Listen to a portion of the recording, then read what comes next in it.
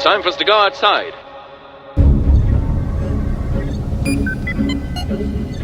Hello, Earth, can you hear us?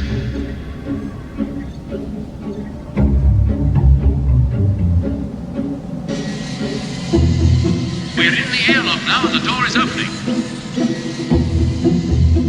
In just a few seconds, we'll have our first close look at the surface.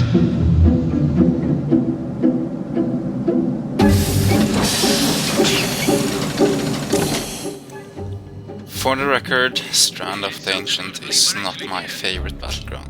The mechanics here differ vastly from the mechanics in other battlegrounds, where you need to guard a place or a flag or run the flag. I will not go into spec enchanting or gemming, I see no need for that. There is a much more pressing topic which I will address in this movie. This is simple stuff that any player can change if he so wants to.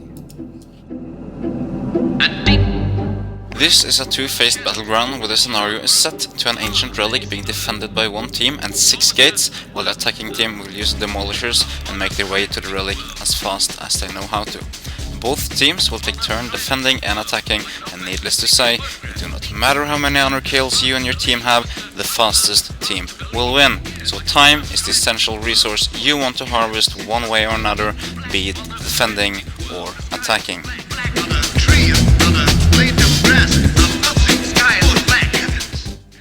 In the attacking phase, your team will be split in two and arrive in different locations on the beach. 2 demolishers will spawn at each location. You want those moving and attacking gates as soon as possible.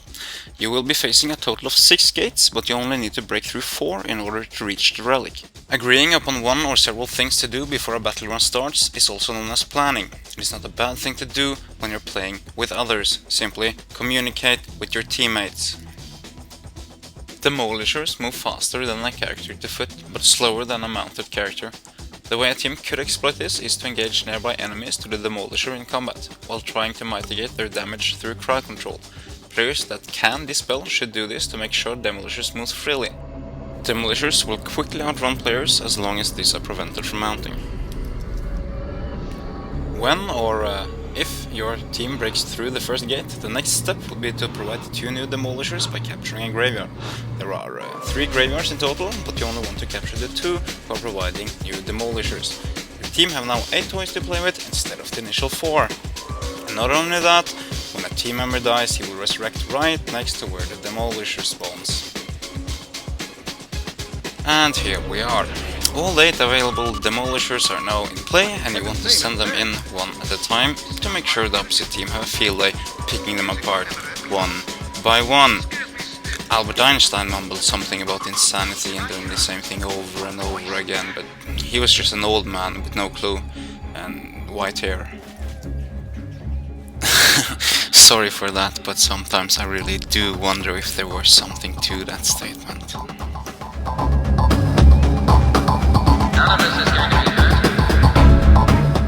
This state of insanity can easily be overcome by communicating. You don't even have to type. A quick look at your map and you will see the location of the other demolishers.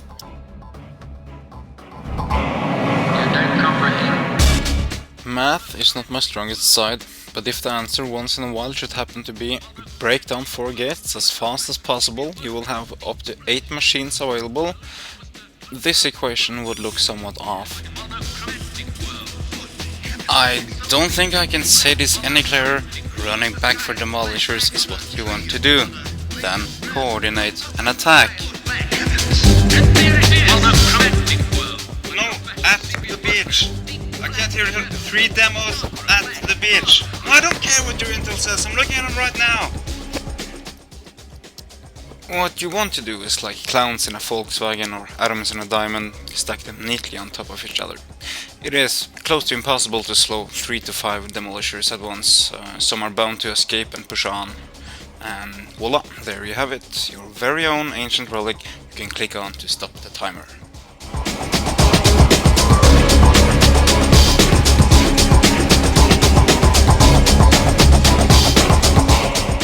Starting a Strand of the Ancient in the defending phase is, as far as I know, the only time entering a battleground late could be a disadvantage. By the time the boats arrive, you should have positioned yourself on the beach according to the advantage of your class. Again, the party is down at the beach and all classes are invited, and it will take you around 30 seconds to get down there. It's gonna be a kick-ass party and we don't want you to be late. If you don't like it poolside, people are reporting that gateside chilling has a lot of sun at the moment, but there are only 2 cannons at each gate, so no reason to hang around there if it's already taken. We want you at the beach. A good way to start off is to slow demolishers right away. An even better one is to prevent enemy players from entering them in the first place. Demolishers do not move unless someone controls them. There is a lot of potential time to harness depending on the first wave. If you want to win, you should prevent demolishers from reaching firing range altogether. So, a lot is depending on the first wave, and it can quickly get out of hand if you don't do our jobs defending. One way to do this is to keep slowing demolishers constantly. It's not more than a few seconds they need to leave you behind. You'll have a hard time catching up with them.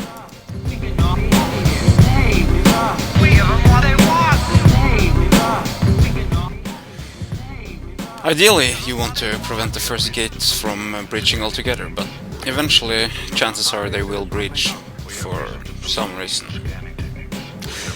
And while our cannoneer is working on his aim, way to go there, pal, let's have a look at first breach emergency protocol.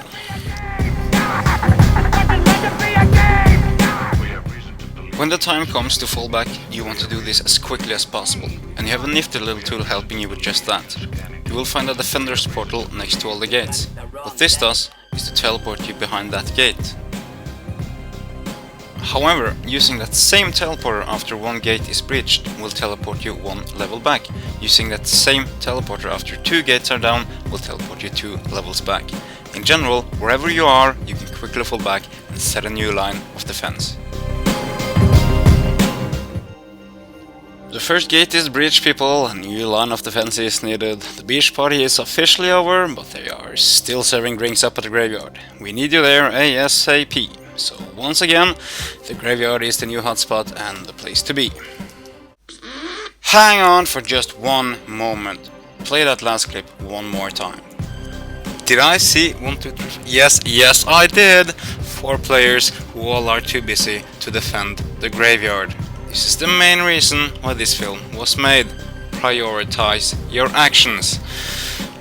Trust me, I will circle back to that one when we are done defending. We have reason to believe. Television. Your main priority when the first gate is going down is to fall back and protect the graveyard.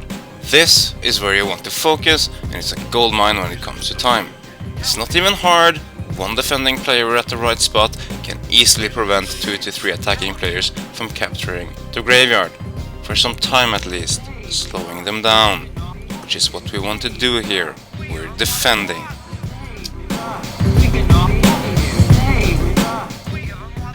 We are down to our last gate, and ideally you want to create this situation. Having your main force at the bottleneck while a few players rides out and feed the grinder one by one.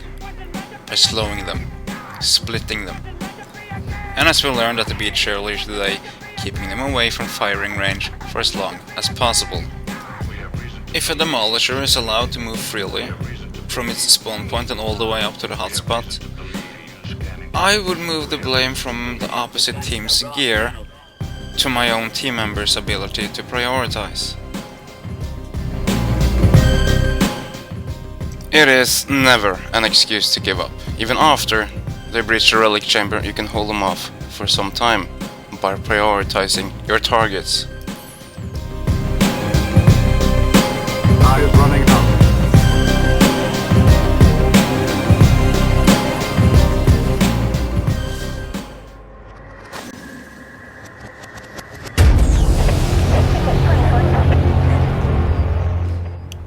Well, I hope you learned something in between me venting my frustration.